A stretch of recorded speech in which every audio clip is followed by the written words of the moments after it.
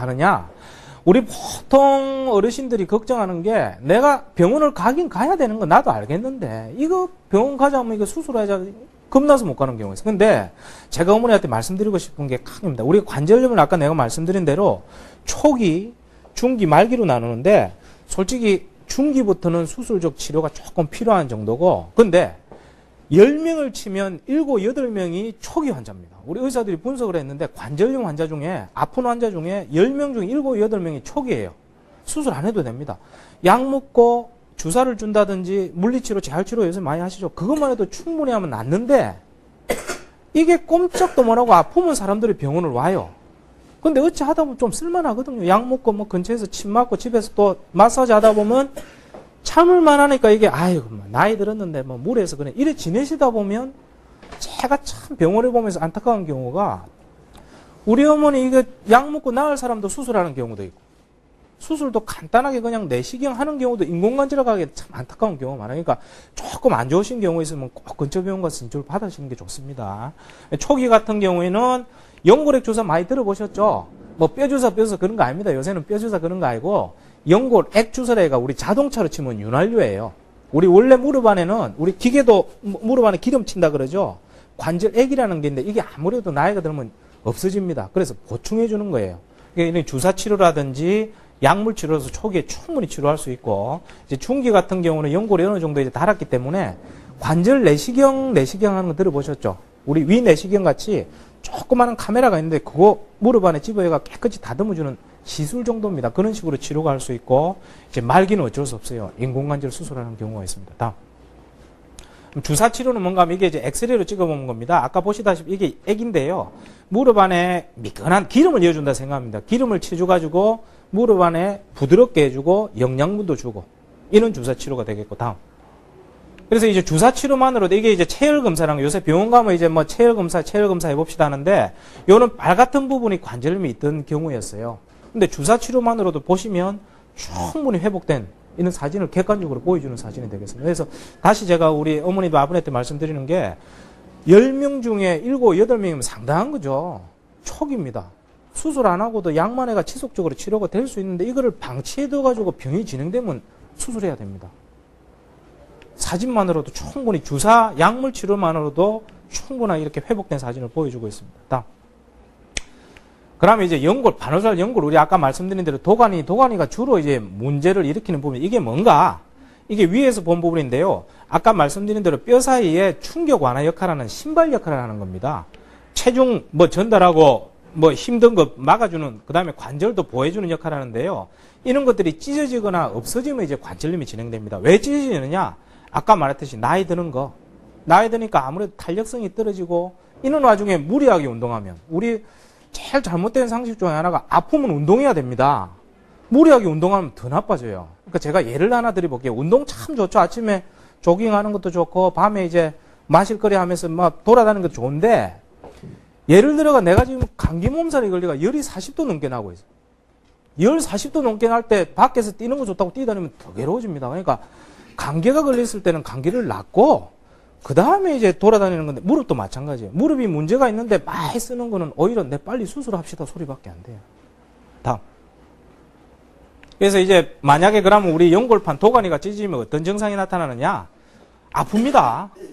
그 다음에 운동하는 거. 아까 말씀드린 대로 구부리고 펴기가 힘들어요. 펼 때 딱 통증이 있다든지 쪼그리고 앉는 거 생각도 못하고 아까 말했지만 계단 오르내릴 때 임박까지 할 때 통증 있는 거. 근데 문제가 아까도 설명드렸듯이 이게 꼼짝도 못하게 아픈 게 아닙니다. 쪼그리고 앉고 계단 오른 거 내는 크게 문제 없거든요. 근데 이거 그냥 아이고 이 정도면 괜찮겠지 하다 방치하다 보면 이게 병이 커지는 거예요. 그래서 실질적으로 이거는 아까 말씀드린 대로 내시경 레이저 치료라는 거 수술한 사진입니다. TV를 보면서 하는데요. 이게 위에 뼈고 밑에 뼈고 이게 아까 도관이라는 건데 이런 것들이 찢어지가 이래 보이는 거예요. 이래 찢어진 거는 절대 자연적으로 회복이 안 됩니다. 약 먹고 주사 맞고 회복이 안 되기 때문에 아까 말씀드린 내시경은 저는 뭐 시술이라고 표현하는데 10분 정도면 간단한 시술을 할 수 있기 때문에 요는 아까 제가 말씀드린 대로 그런 증상이 있는 분은 꼭 병원에 가서 진찰을 받으시는 게 좋습니다. 다음.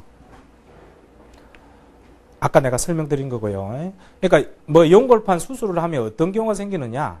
그냥 놔두면 고속도로로 나빠지는 거. 말 그대로 퇴행성 관절염이 뭐 인공관절을 하는 거고. 이런 경우는 간단하게 다듬어 주면서 이제 그 다음에 주사도 맞고 약도 먹고 이런 식으로 해가지고 그렇게 망가지는 거를 늦게 하자, 잡아주자 이런 의미로 생각하시면 됩니다. 다음.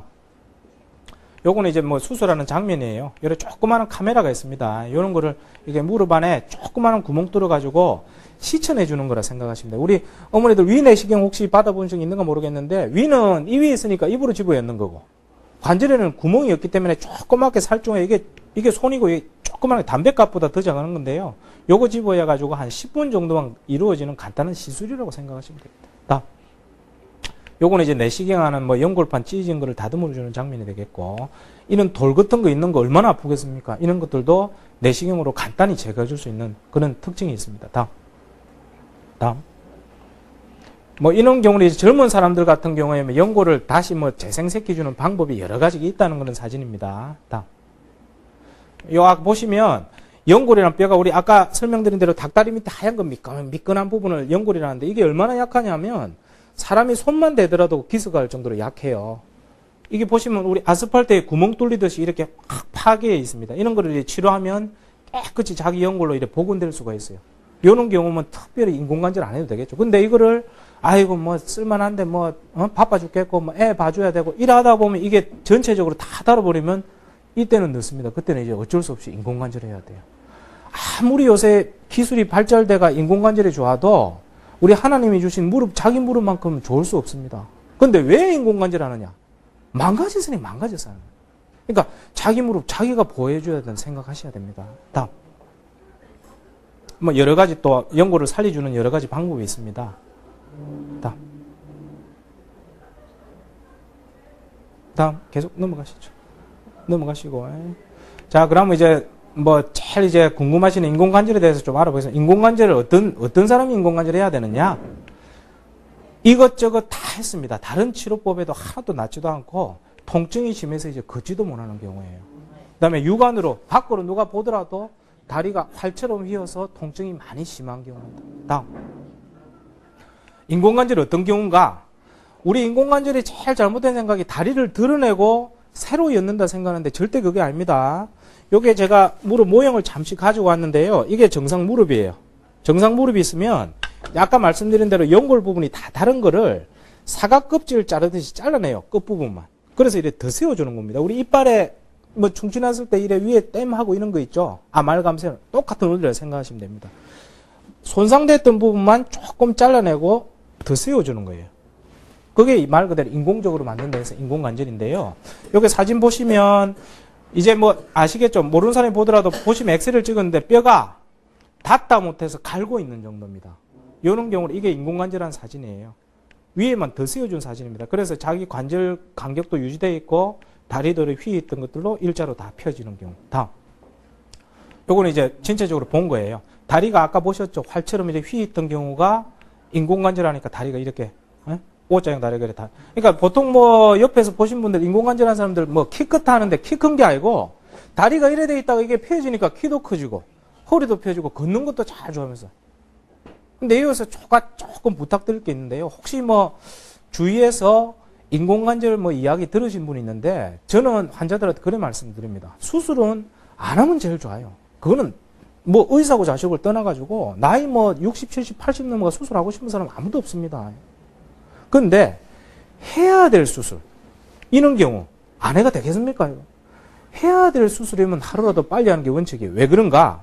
인공관절은 아까 제가 말씀드린 대로 근육이나 뼈를 다 새로 하는 게 아니고 달았던 부분만 더 세워주는 거기 때문에 이 정도 된 사람들은 옆에 근육이 다 죽어버려요. 걸어다니고 활동하고 움직이는 사람이 수술해야 걷고 활동하고 움직이는 거지 막말로 이제 휠체어 타고 돌아다니는 사람 있죠. 어쩔 수 없는 경우에는 수술해도 못 걷습니다. 그분들은 이제 통증만 어느 정도 줄여주기 위해서 수술하는 거예요. 그래서 해야 될 수술이면 하루라도 해야 되는 경우 이런 경우에는 하루라도 빨리 하는 게 원칙이라는 것을 강조하고 싶습니다. 그러면 이제 인공관절의 종류에 대해서 여러 가지 설명드리는데 우리 요새 어머니들이 제일 걱정하시는 게 크게 한 3가지 정도 있습니다. 첫 번째, 아이고 선생님 이거 수술하면 한 10년 정도밖에 못 쓴다는데 그럼 나중에 또 써야 되는 거 아닙니까? 요새 우리 어머니들 뭐 수명이 많이 늘어나셔서 80, 뭐 3세 이 정도까지 평균 수명이 뭐 90세, 100세까지 사시는 경우 있는데 그거는 옛날 이야기, 요새는 25년, 30년 넘게 쓰는 인공관절이 개발됐기 때문에 관리만 잘하시면 수명에 대해서는